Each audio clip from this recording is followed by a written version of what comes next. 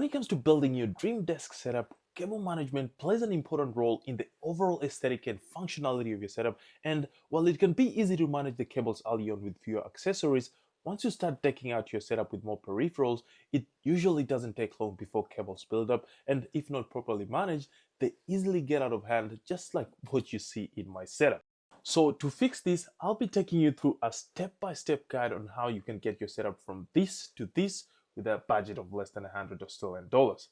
Buckle up and let's go for the ride.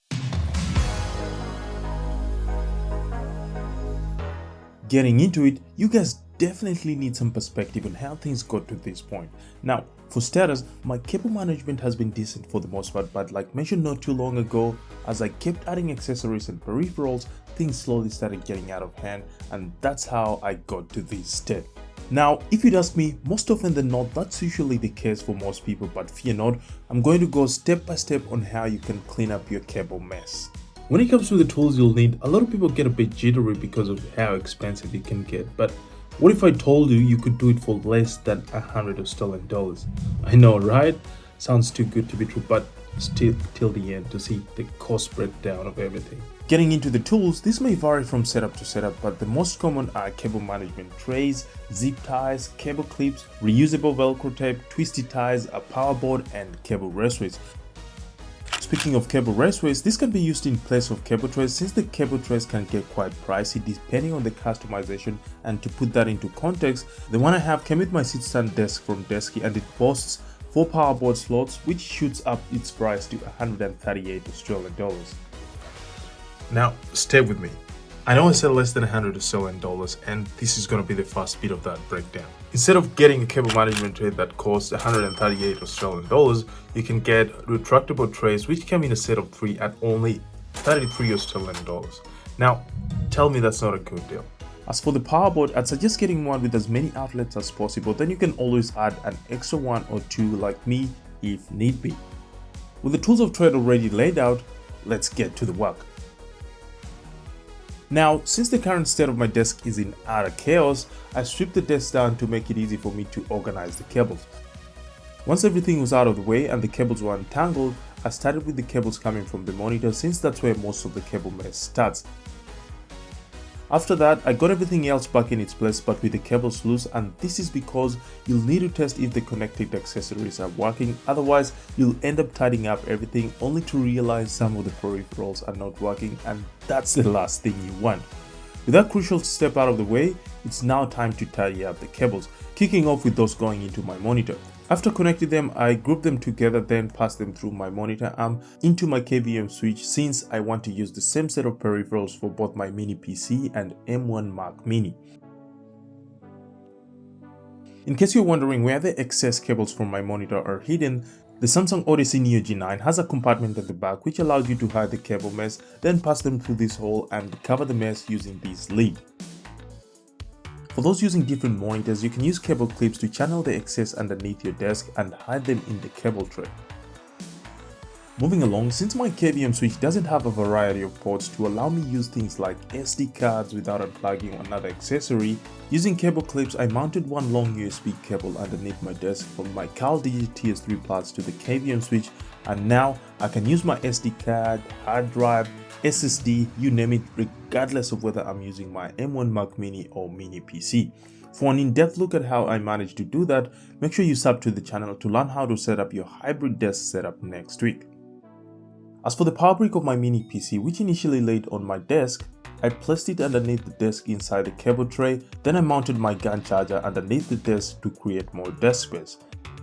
Having just done that for my GAN charger, I thought I might as well do the same for my KVM switch controller.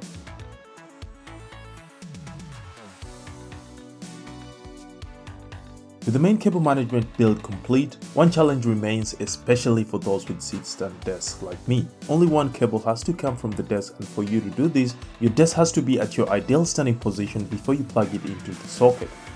This will ensure whenever you decide to work while standing, the cable doesn't get yanked out of the socket, and for a person like me who's got a majority of the accessories plugged into the power boards on the cable management tray, that means lights out, which can be a disaster, more so if you're in the middle of a time-consuming project. Speaking of the single cable coming from your desk, mine is plugged into a power board behind one of my IKEA Alex drawers, and there's an absolute horror show of cables going on behind there. Fear not, I'm about to clean that up. Just like I did on my desk, the first step was to unplug everything, then bit by bit manage the cables. Once again, the cable sleeves, zip ties and cable clips came in clutch, and after I was done with that, I mounted the power boards and cable raceries on the door using double-sided tape, then plugged in the remaining accessories.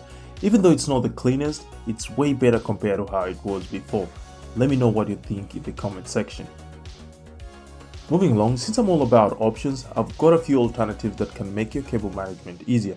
In the event you don't have side drawers to mount the power boards, you can chuck the power boards into cable management boxes and keep the cable mess out of sight. Even though I haven't used it on my desk, it came in clutch in my living room. Another way you can go about this is using items like plants, baskets, monitorizers, etc. to hide the cable mess, and for context, I've done this using the famous IKEA plants, and as you can see, I've got two on the left side of my desk which hide the cable mess next to my microphone boom amp, a bunch on my industrial shelves that hide the cable mess of the shelf lights, and a rattan basket to hide the cable mess going into the socket. To put that into context, here's how it looks without the items. Not only do they cover the cable management aspect, but also add the much needed visual interest which is attractive to the eye. Speaking of making things attractive to the eye, charging cables can be an eyesore given how messy they get out of control, and since we are in the process of cleaning up any cable mess, unlike traditional cables that easily cause a cable mess, MagTem cables magnetically attach to themselves to save you from the forest of cables, and also come in a variety of options, whether you want USB A to C to charge some of your accessories, C to Lightning for those with the iPhone 14 all the way to the 5, C to C for most Android phones and the latest gen iPhone 15s, just to name but a few, and it doesn't stop there. With the C to C power delivery cable, you can get up to 240 watts of fast charging speeds provided you've got an adapter that supports that capacity, and if you want to step it down a little bit, you've got the 60 watt option, which is still way faster than your standard cable, and the best part is they are quite durable and you can use them as a fidget toy. If you're keen to grab yourself one, I'll leave a link in the description box below.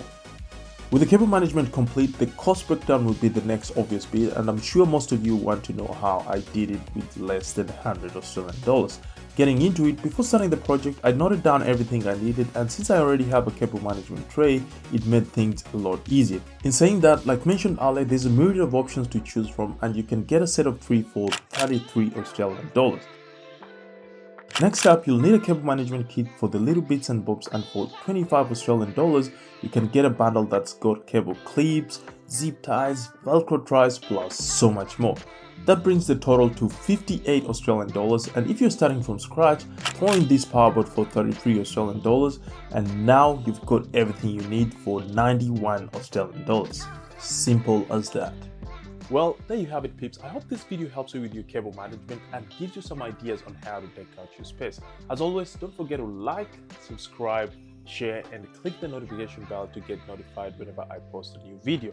And since I'm all about giving you guys tips on how to elevate your setup, here's another video that will take it to the next level. Till then, people of the internet, I'm signing out. See you on the next one.